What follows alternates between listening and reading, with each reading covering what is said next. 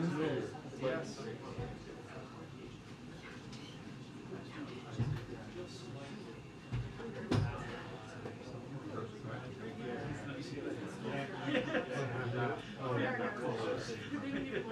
Oh my god. Oh my god. Yeah. Oh no. I tuned out.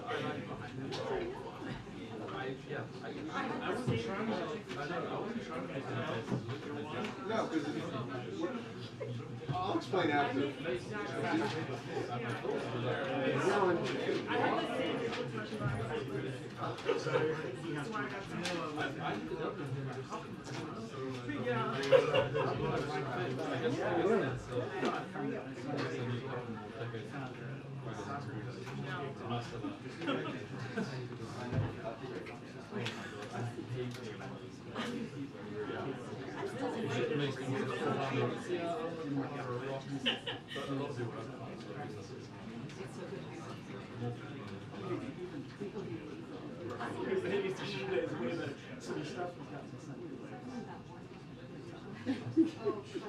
No, he's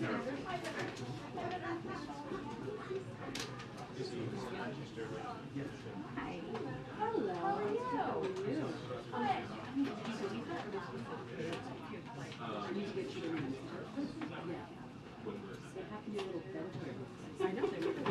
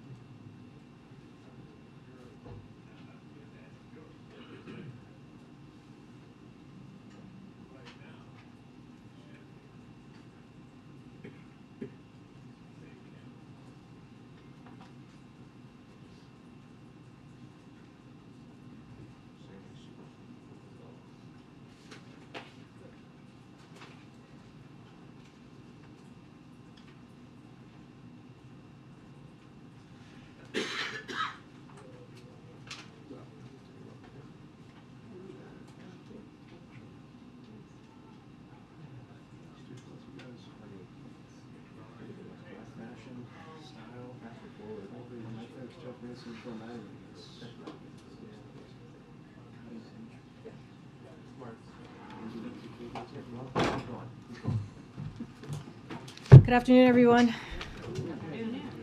Okay, I just have one thing at the top. Sorry, I just ran here, so I'm a little out of breath. Okay, so today the President and the First Lady will host a screening of Till, the story of Mamie Till Mobley, who pursued justice after the lynching of her 14-year-old son, Emmett Till, in 1955.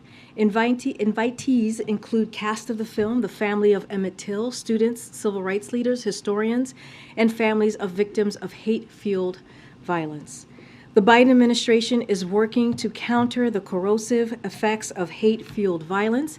In March, President Biden signed H.R. 55, the Emmett Till Anti-Lynching Act. In September, the president hosted the United We Stand Summit to rally a whole-of-society response to prevent and recover from hate-fueled violence and to foster national unity. With that, Zeke, you want to kick us off? Thanks, Karine. The president's back from his physical. We're going to get a readout position at some point? So as you just mentioned, the president has his physical this morning. It was very much, the exam was straightforward. And as you all saw, he returned to the White House to get back to work. Hopefully in a couple of hours later today, we will have a comprehensive written report from his doctor. The same, this is going to be the same transparent way that we did it back in 2021. So you can expect to hear directly from his doctor via this comprehensive written report. And any flags in the physical? I don't want to get ahead of the doctor. As you saw, he just got back moments ago. They're working to finalize the memo. As soon as we have that for you all, we certainly will share that. And the president's giving remarks in about an hour or so on the unidentified objects that have been shot down, the Chinese spy surveillance program of the balloon.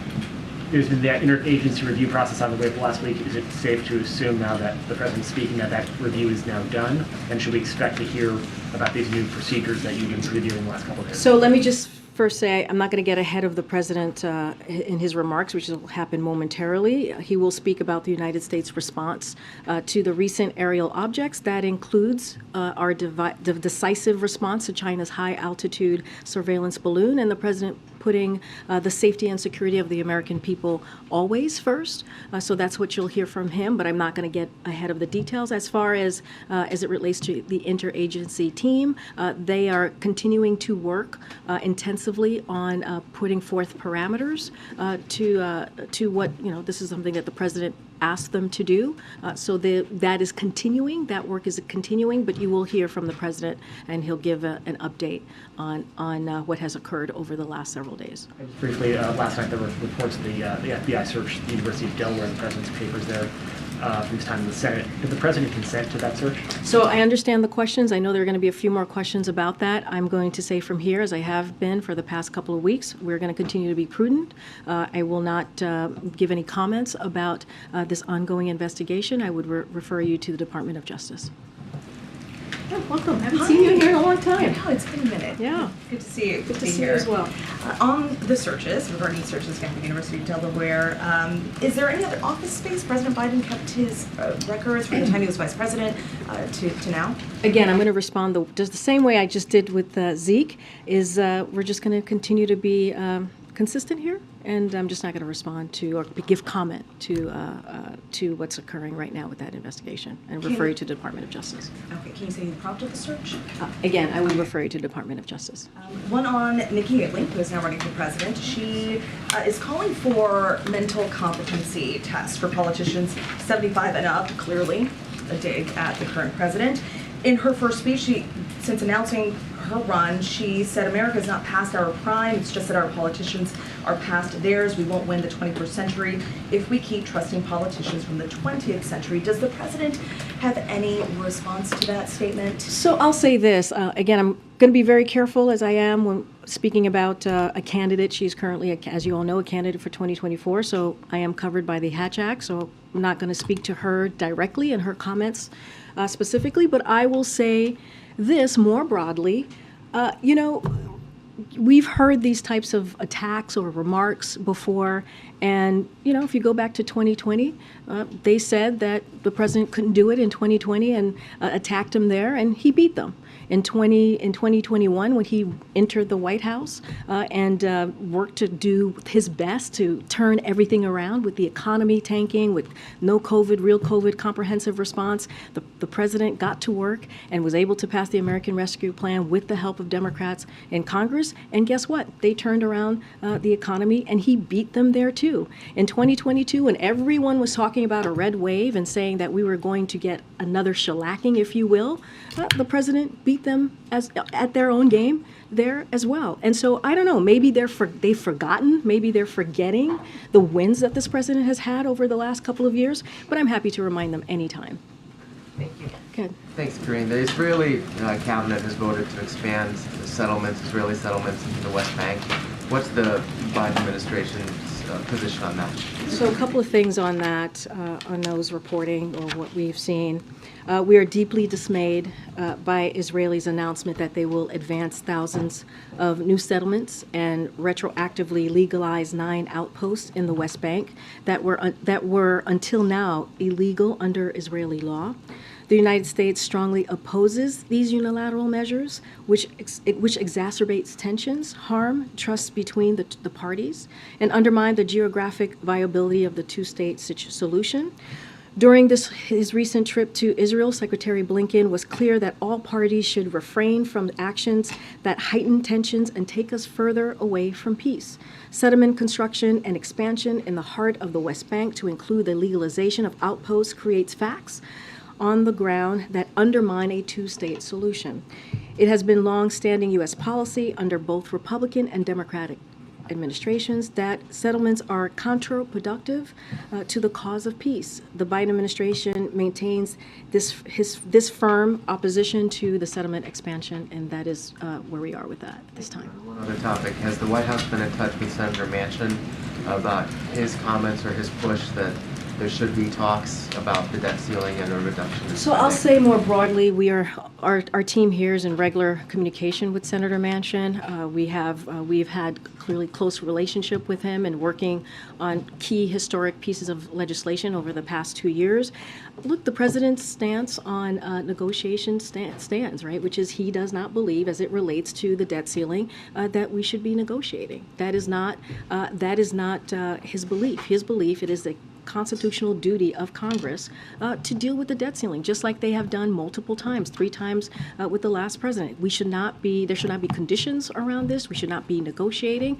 And again, if they want to talk about ways to lower the deficit, like the president has done the last 2 years, $1.7 trillion, the president has said, he said yesterday in his State of the Union address that his fiscal plan, his budget will lower the deficit by another $2 trillion. Clearly we'll have more to share on March 9th. He's willing to have that conversation. He's willing to see what Republicans are going to put forward and how they see dealing with the budget in a fiscally responsible way. But as it comes to the debt ceiling, we're going to continue to be where we are. He mentioned this yesterday in his speech, which is he doesn't believe that we should be negotiating.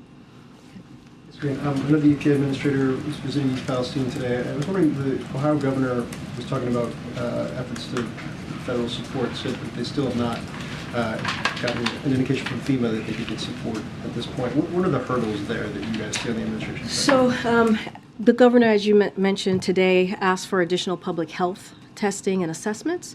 We're deploying teams from HHS and the CDC now. As you all know, these needs are much more expansive than what FEMA can meet. And so FEMA is on the front lines when there is a hurricane or tornado. As you know, you've seen the president visit devastated areas across the country. This situation is very different. And so that doesn't mean FEMA isn't supporting response. They indeed are. This is a multiple agency response that are folks that are involved, as I just mentioned, HHS, CDC, EPA as well. And they are coordinating with the Emergency Operations Center and working closely with the Ohio Emergency Management Agency. Each federal agency has its own unique role here. And we've mobilized an interagency team to get the people of Palestine, of East Palestine to be more exact, the support that they need. And look, our priority, as I said 2 days ago, is the health and safety of the community. That is indeed our top priority for the moment as we look at what they're dealing with in Ohio. Just one more on a foreign policy topic. China yesterday warned or threatened, I guess, of countermeasures against U.S. entities in response to the shoot-down of their spy balloon. Today they sanctioned 2 U.S. defense contractors. Is there any response there, and what does this mean for the bilateral relationship? So the way that we see that there's the sanctions that you just mentioned is that these are symbolic and measures and unnecessary. That's how we view them. And look, China can speak to their own actions, but again, we see them as symbolic and unnecessary. Go ahead, Michael. Thanks, Corey. The other mic. There's 2 mics. Okay, go ahead. On the train derailment in Ohio, Secretary Buttigieg has gotten some criticism, some of it, much of it in Ohio, some of it from Democrats and Republicans, who argue that he waited too long to respond, and then he's seemed to be fixated on trying to deflect blame to the previous administration. So does the president, is he satisfied with the government's response to this derailment? And does he have confidence and continue to Yes, have confidence in? absolutely. I can answer that very quickly and very with confidence from here that we do have absolute confidence in Mayor Pete. And I always say that, Secretary Buttigieg. All right. Go ahead. Thanks, Karine. There's been some reporting about this, but it would be great to hear about it from you. When did the U.S. first begin tracking the balloon? Was it when it first took off from Hainan Island?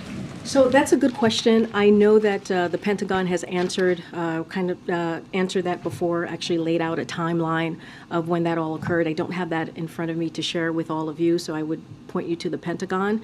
And so, again, they've had detailed information on the tracking of the balloon and when it was first, I guess, seen or visible to them, and also laid out when the president was informed. I just don't have that it's in great detail. I just don't have that in front of me at this time. And has the intelligence community now concluded that it likely began heading east but veered off course, and that's why it ended up traversing the United States? So look, I want to be really mindful here because I have heard this before. I don't have any specifics to share on that. You're talking about the Hawaii and the Guam piece to this. So I just want to be super careful there, and I would probably refer you to the Pentagon.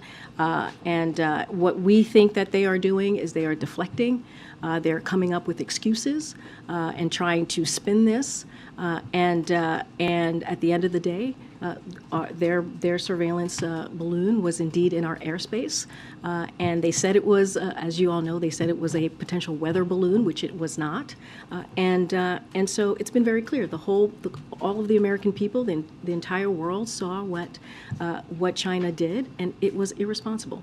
Chinese officials were initially not very responsive, for example, when the Secretary of Defense tried to get a hold of them. Are they being more responsive now? So I'll say this, our approach with China is going to continue to be calm, resolute, and practical.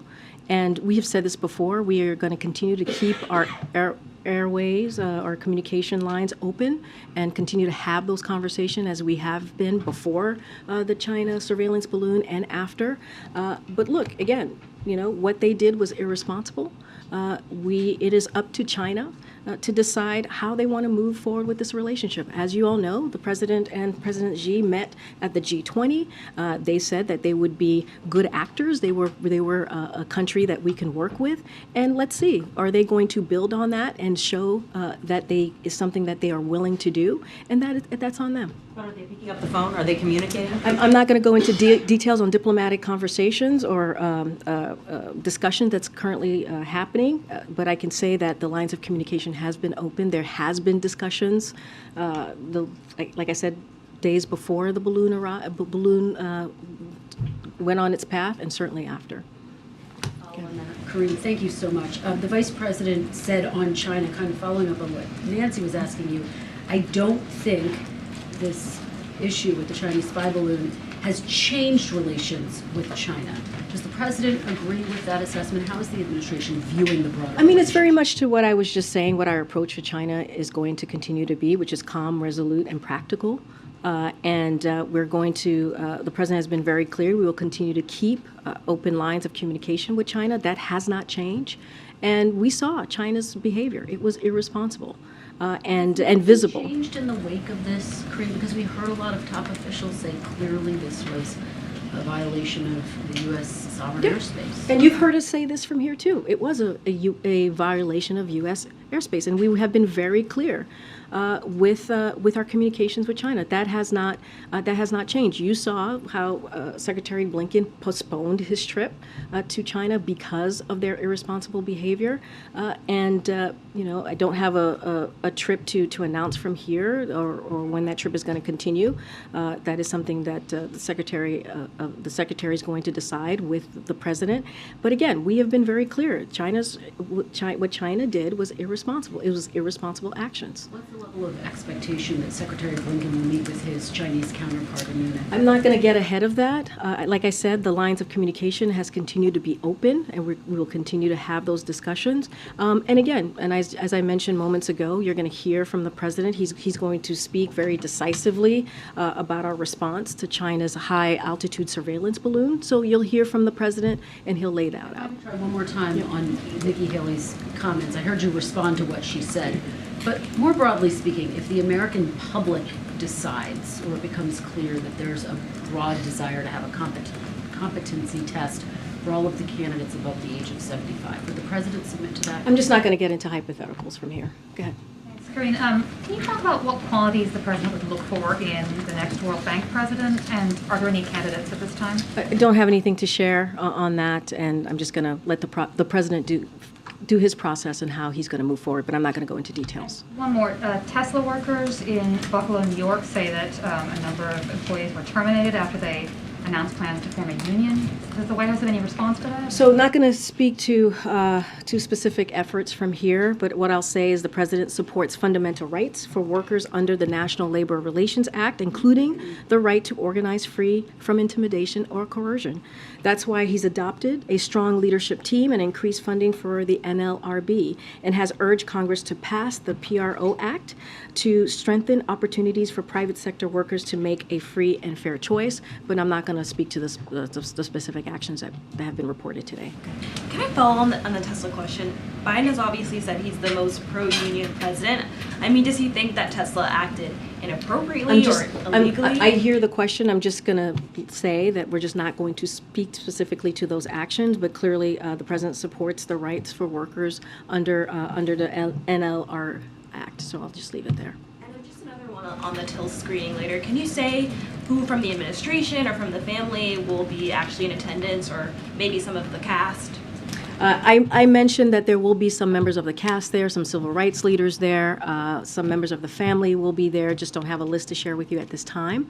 But this is something that the President and the First Lady is very much looking forward to it. Remember, we are in Black History Month, and we think it's important to screen this movie, a very incredibly powerful movie. As you know, Emmett Till was part of the reason the civil rights movement started. And so we are very much looking to welcoming the family, civil rights leaders, and also the cast here. Can you give an update on efforts to recover debris from the 3 unidentified floating objects? So as we have mentioned before, because of the weather condition, it has been very difficult to get the debris. And so we are,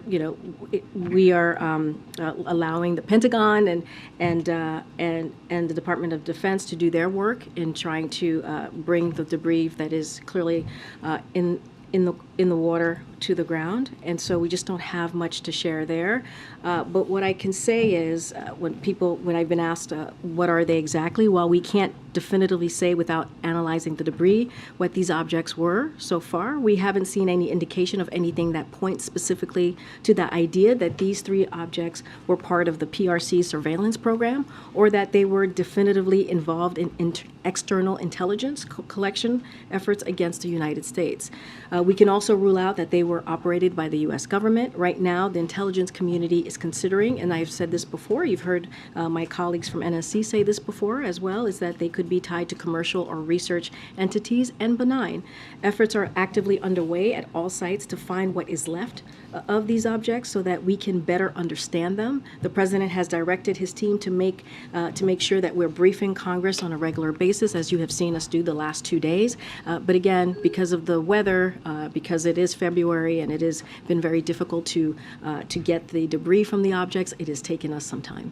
As the president plans this trip to Poland, polls indicate that public support is shifting away from the war in Ukraine, or at least that there's growing public concern that too much is being spent on this war helping Ukraine.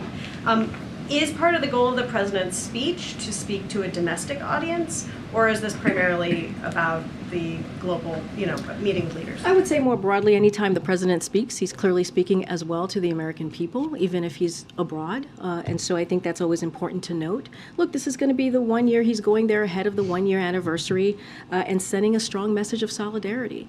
And the president understand and to reaffirm, right, our support for the Ukrainian people as they're fighting back against a brutal war that Russia started almost a year ago. And the president believes it's important to show that solidarity. It's important to show our partnership and that we are indeed supporting our NATO allies. And so that's what you're going to see. And also the eastern flank, right? We're going to Eastern Europe, as you just mentioned. And so, look, we're going to show that unity. We're going to show that support. We're going to show that it is important to be there when a country is fighting for their democracy, fighting for their sovereignty. And that's what you're going to see from the president. And of course, anytime the president speaks, he's of course speaking as well to the American people. The mayor of East Palestine said yesterday was the first time he had heard anything from the White House about the train derailment. Could you talk a little bit about the White House's outreach and what you plan to do in the days ahead and why you hadn't reached out earlier? So again, the health and safety of the community is our top priority. I mentioned, I believe on Tuesday, that EPA had been on the ground since February 4th. And so they have been on the ground for some time, but I can give you a little bit of where we are today. President Biden spoke directly to Governor DeWine to offer federal assistance, and the EPA administrator, Michael Regan, is in East Palestine now. I believe he's going to be holding a press conference in about 20 minutes or so, and to talk about the ongoing efforts and what we're doing on the ground. Multiple federal agencies have been on the ground, as I just mentioned, some of them since February 4th, working hand in glove with the state and local officials who are leading the emergency response efforts.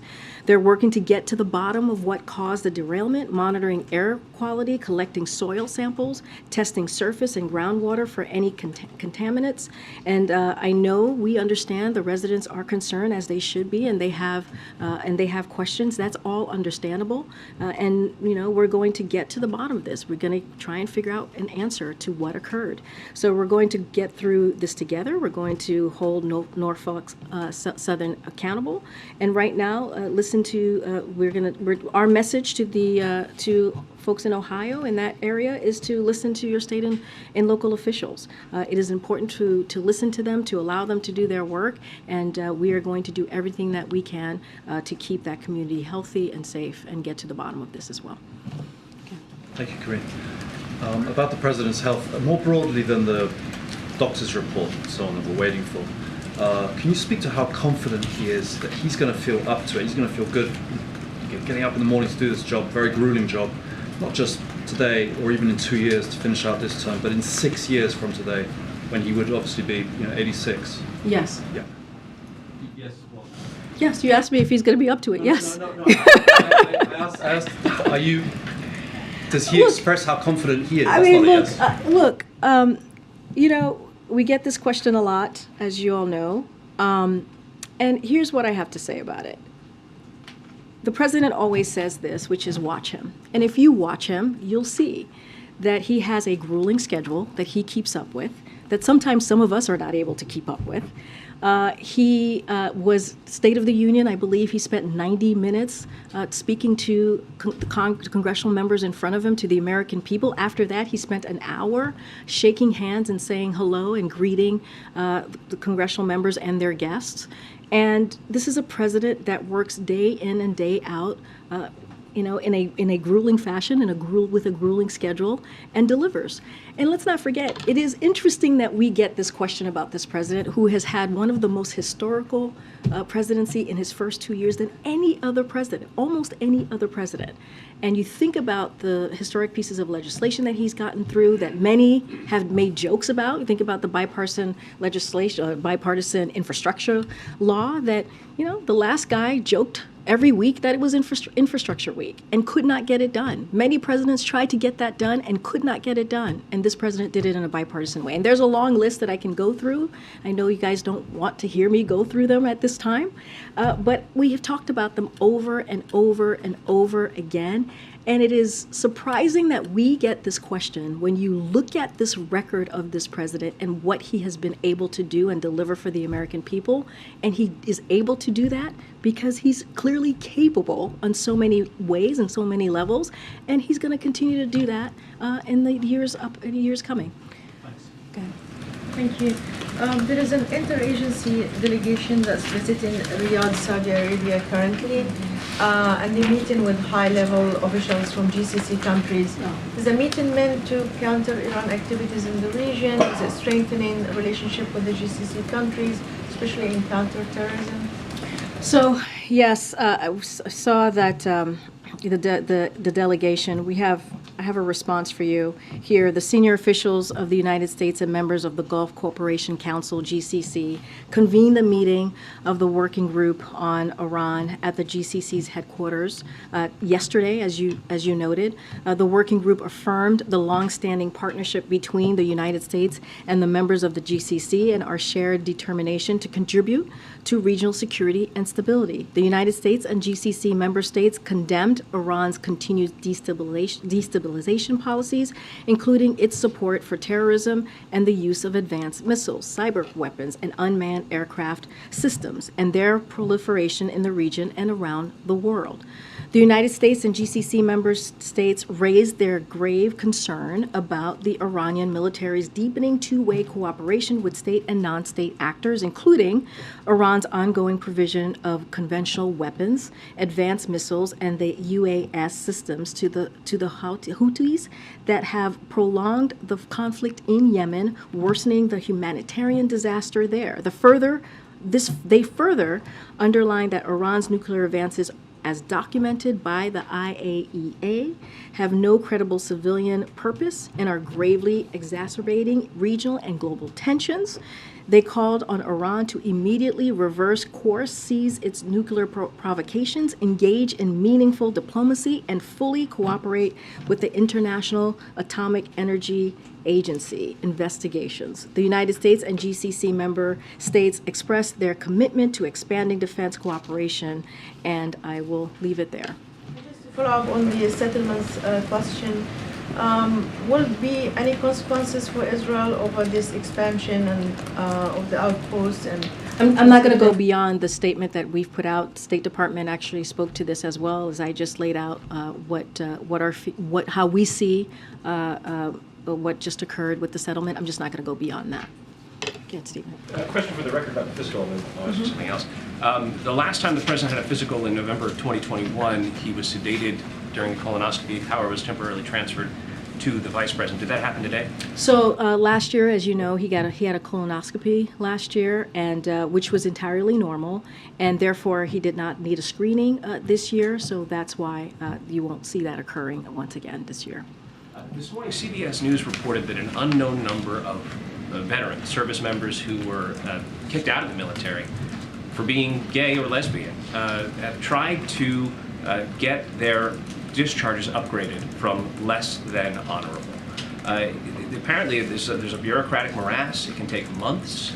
Is the president aware of this problem? Is there anything he can do about it? So the president, and you've heard him say this before, you've seen it in statements, you heard him say it, he believes our country and our military are stronger when everyone qualified to wear the uniform can do it without discrimination. That is the president's belief. That's something the president also believes very strongly, given his leadership helping repeal, if I know you follow this, the terrible policy of Don't Ask, Don't Tell, which inflicted great harm on service members and their families. Under his leadership, the military doesn't just welcome LGBTQ plus service members, it's led at the highest levels by brave LGBTQ plus veterans. It's concerning, it is very concerning that veterans who were unfairly discharged under the Don't Ask, Don't Tell has been facing these challenges to upgrade their discharge, denying them benefits they have earned. And it's something we are definitely going to look into. The Department of Defense has worked to simplify the process of applying to the Military Department Discharge Review Boards to correct past records. And they have also conducted outreach campaigns to make sure that veterans know how to access this process, which is critical because no veteran should feel overlooked or that the process is inaccessible. So something that we are looking towards, and we find this, we think it's an important issue that we need to make sure that we reevaluate and assess. Hi, Karine. I just wanted to ask about the East Palestine matter again. So there, in the immediate aftermath of that, Norfolk Southern offered a rather modest donation to residents, $25,000. And last night there was a public meeting at which Norfolk Southern didn't appear. What did the White House make of that response? Say that one more time, Norfolk Southern. There was a public meeting at which its representatives did not appear, having previously said they would do.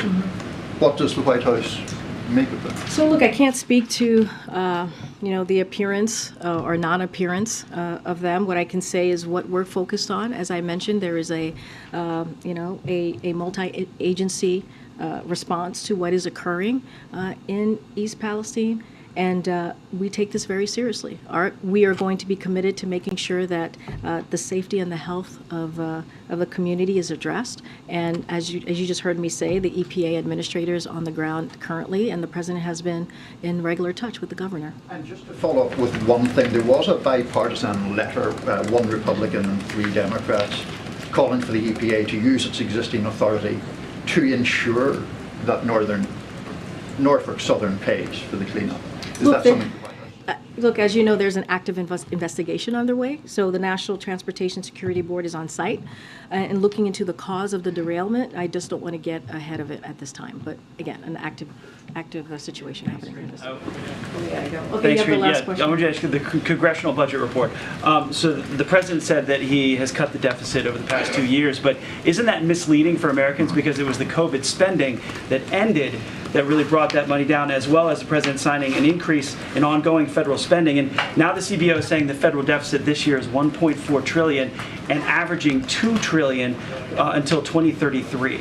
So look, the president has long made reducing the deficit and being fiscally responsible as a priority. He did that as a president. He believed that as vice president, and something he believed as a senator.